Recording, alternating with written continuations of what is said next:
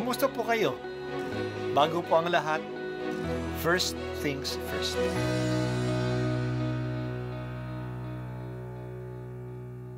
Good morning po.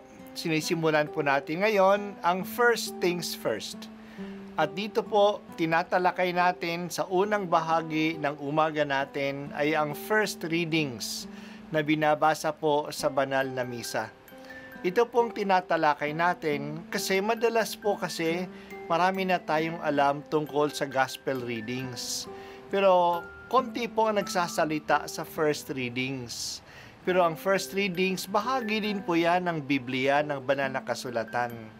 Kaya susubaybayan po natin ang mga first readings, basahin po natin at kuminsan kailangan ng basahin ng 2 o 3 beses bago maintindihan kasi hindi po tayo familiar sa mga istorya at sa mga kaisipan na tinatalakay dito.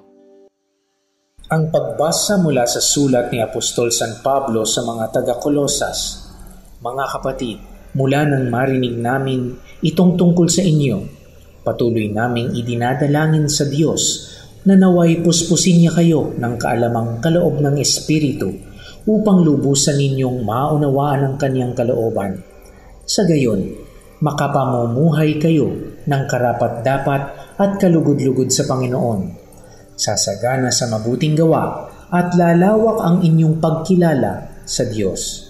Idinadalangin din namin kayo'y patatagin niya sa tulong ng Kanyang dakilang kapangyarihan upang masaya ninyong mapagtiisan ang lahat ng bagay at magpasalamat kayo sa Ama sapagkat minarapat niyang ibilang kayo sa mga hirang na magmamana ng kaharian ng kaliwanagan.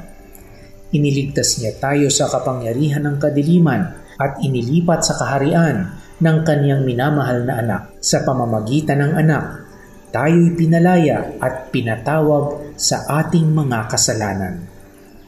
Ang salita ng Diyos. Salamat sa Diyos.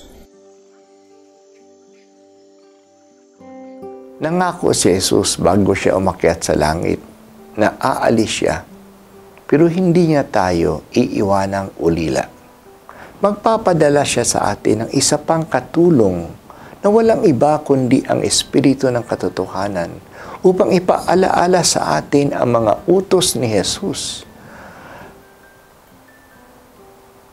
At upang ang mga ito ay magampanan natin. Ang dasal ni Pablo para sa mga taga-Kolosas ay kaugnay dito. Sinulat niya, patuloy naming idinadalangin sa Diyos na naway puspusin kayo ng kaalamang kaloob ng Espiritu upang dubusan ninyong maunawaan ang Kanyang kalooban. Napakahalaga po ang kalooban ng Diyos. Ang kagustuhan ng Diyos ay ang ikabubuti natin. Kung susundin lang natin ang kalooban niya, magiging maayos ang ating buhay.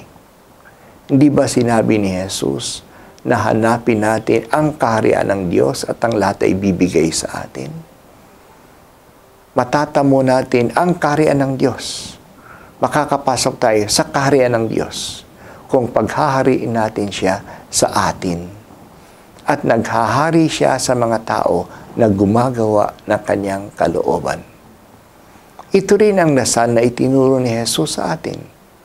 Ama namin, mapasa amin ang kaharian mo, sundin ang loob mo dito sa lupa para nang sa langit. Sumasa atin ang kaharian ng Diyos kung sinusunod natin ang Kanyang kalooban. Kaya tulad ni Pablo, hangarin natin na lalong maunawaan ang kalooban ng Diyos at ito ay magawa.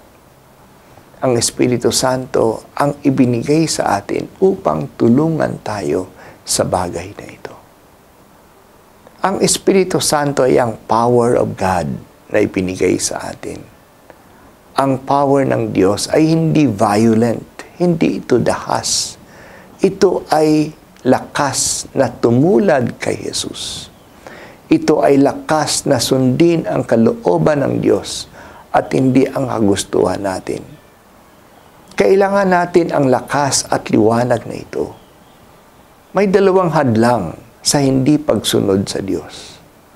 Ang una ay kamangmangan. Hindi natin alam ano ba ang gusto niya. Nabubulagan tayo sa mahina nating pangunawa o mahinang kaalaman. Nabubulagan din tayo dahil sa nandidilim ang ating pangunawa, dahil sa galit, dahil sa pagnanasa ng mga material na bagay o dahil sa katamaran. Kaya kailangan tayong gabayan ng Espiritu sa katotohanan. Pero kahit na alam na natin ang katotohanan, may isa pa ring hadlang. Ay yan ang kakulangan ng lakas ng loob. Maraming beses, alam naman natin ang dapat nating gawin. Pero nanghihina tayo, natatakot tayo, o nadadala tayo ng hila ng barkada.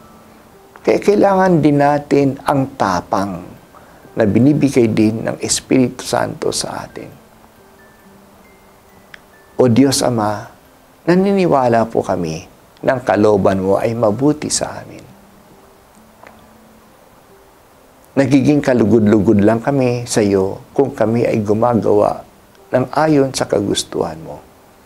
Ipadala mo sa amin ang banal na Espiritu ayon sa pangako ni Jesus upang liwanagan kami kung ano ang tama at bigyan ng lakas upang ito'y aming magawa. Amen. Ito po ang unang pagbasa at ako po ay si Bishop Broderick Pabilio dito sa First Things First.